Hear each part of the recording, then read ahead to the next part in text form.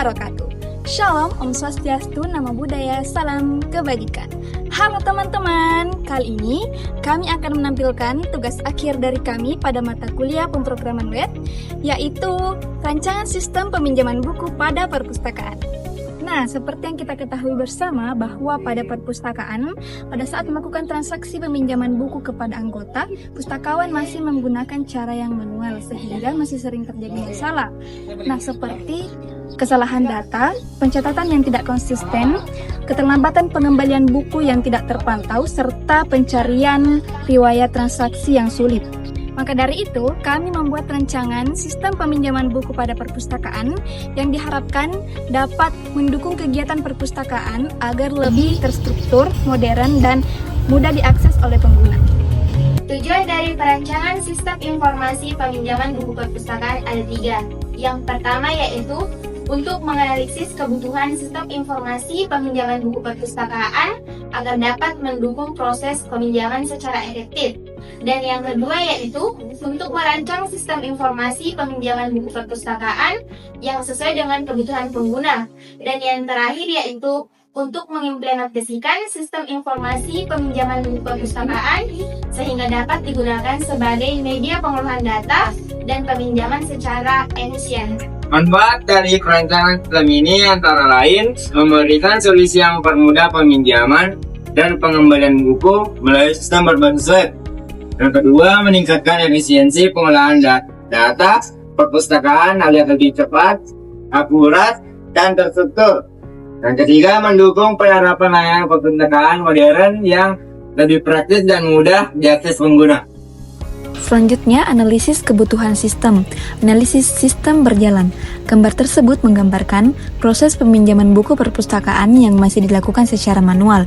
Proses dimulai dari pendaftaran anggota, di mana calon anggota mengisi formulir pendaftaran dan mencatat data ke dalam buku induk serta diberikan kartu anggota oleh petugas. Anggota dapat melakukan peminjaman buku dengan memilih buku yang diinginkan dan menyerahkan kepada petugas untuk dicatat secara manual. Pada proses pengembalian buku, petugas memeriksa data peminjaman untuk mengetahui apakah buku dikembalikan tepat waktu atau terlambat. Jika terjadi keterlambatan, petugas menghitung denda dan memperbarui petugas buku menjadi tersedia. Selanjutnya, petugas merekap data peminjaman dan pengembalian untuk disusun menjadi laporan yang disampaikan kepada kepala perpustakaan.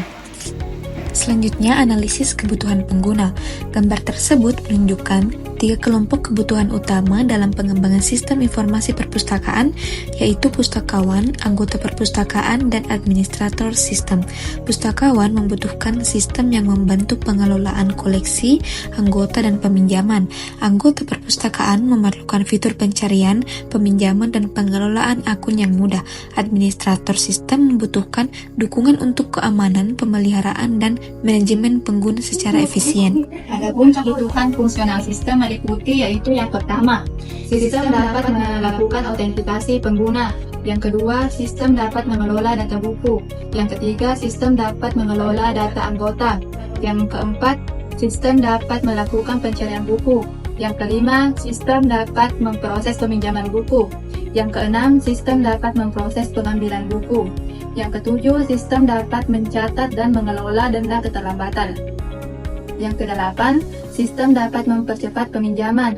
Yang kesembilan, sistem dapat menampilkan riwayat pinjaman anggota. Yang kesepuluh, sistem dapat menghasilkan laporan. Nah, sekarang kebutuhan non-fungsional. Kebutuhan non-fungsional sistem meliputi keamanan, kinerja, usability, dan reliabilitas. Keamanan, data peminjaman, anggota, dan koleksi buku yang hanya dapat diakses oleh pihak yang berwenang. Kinerja, sistem mampu memproses pencarian, pengembalian, dan peminjaman buku secara cepat.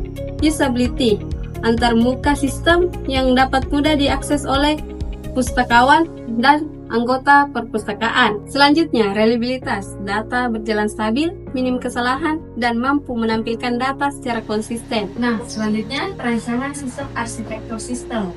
Sistem ini dibangun menggunakan model client server, di mana pengguna dapat mengakses aplikasi melalui komputer atau smartphone. Sementara proses bisnis utama dijalankan pada server aplikasi dan data disimpan pada server basis data. Selanjutnya adalah perancangan basis data. Basis data dirancang untuk menyimpan seluruh informasi yang berkaitan dengan sistem. Di antaranya ada tabel anggota, berfungsi untuk menyimpan data anggota perpustakaan. Yang kedua ada tabel buku, berfungsi untuk menyimpan informasi koleksi buku. Yang ketiga ada tabel perpustakaan yang berfungsi untuk mencatat data petugas perpustakaan. Selanjutnya ada tabel peminjaman, berfungsi untuk menyimpan data transaksi peminjaman. Selanjutnya adalah tabel detail peminjaman, berfungsi untuk menangani peminjaman yang lebih dari satu buku. Selanjutnya adalah tabel pengembalian, yaitu mencatat detail pengembalian buku. Selanjutnya ada tabel perpanjangan peminjaman, yang berfungsi untuk mencatat proses perpanjangan masa peminjaman buku oleh anggota. Dan yang terakhir adalah tabel laporan peminjaman, yang dimana berfungsi untuk menyimpan data rekapitulasi peminjaman buku untuk keperluan pelaporan. Berikut rancangan database yang berisi tabel data. Tabel yang pertama, rancangan tabel data anggota, berisi nama atribut, tipe data, jenis key, keterangan. Nah, bisa kita lihat bersama. Nah, tabel selanjutnya, rancangan tabel data buku, berisi nama atribut, tipe data, key, dan keterangan seperti pada tabel pertama dan seterusnya. Nah, tabel ketiga, rancangan tabel data perpustakaan. Tabel keempat, rancangan tabel data peminjaman dan detail peminjaman. Selanjutnya, Entity Relationship Diagram. ERD tersebut menggambarkan sistem database perpustakaan yang terdiri dari tabel anggota, pustakawan, peminjaman, detail peminjaman, dan buku. Anggota dan pustakawan masing-masing memiliki hubungan one-to-many dengan tabel peminjaman. Setiap transaksi peminjaman dapat mencakup lebih dari satu buku, sehingga digunakan tabel detail peminjaman sebagai hubungan many-to-many antara peminjaman dan buku. Struktur ini memungkinkan pencatatan data peminjaman buku secara terstruktur dan efisien. Selanjutnya, perancangan sistem. Gambar ini menunjukkan alur kerja sistem perpustakaan yang menggambarkan proses utama secara berurutan dan saling terhubung, dimulai dari pendaftaran anggota, pencarian buku, peminjaman buku, detail peminjaman buku, pengembalian buku, hingga pelaporan. Diagram ini menjelaskan bagaimana anggota berinteraksi dengan sistem dan bagaimana sistem mengelola data peminjaman secara terstruktur dan berkelanjutan. Selanjutnya, perancangan antarmuka. Dashboard sistem perpustakaan menampilkan ringkasan data penting seperti jumlah anggota, buku, pustakawan, pinjaman, dan laporan. Tersedia menu navigasi di sisi kiri, grafik statistik peminjaman bulanan, tabel peminjaman terbaru, serta informasi detail seperti buku belum kembali, buku terlambat, dan total denda. Selain itu, terdapat laporan ringkas dan diagram kategori buku yang membantu analisis dan pengambilan keputusan perpustakaan. Selanjutnya, from input data peminjaman buku digunakan untuk mencatat transaksi peminjaman di perpustakaan. From ini berisi field utama seperti nama anggota, nama pustakawan, tanggal pinjam, tanggal jatuh tempo, dan status peminjaman dengan bantuan drop down dan date picker. Tersedia tombol simpan dan batal untuk mengelola input data sehingga pencatatan peminjaman menjadi rapi, akurat, dan efisien. Selanjutnya, data peminjaman buku.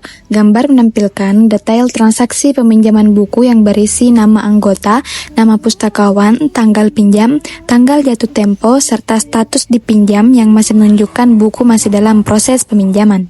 Selanjutnya, laporan peminjaman buku. Gambar menampilkan halaman laporan peminjaman buku yang berisi rekap transaksi peminjaman dalam periode 1-30 April 2025.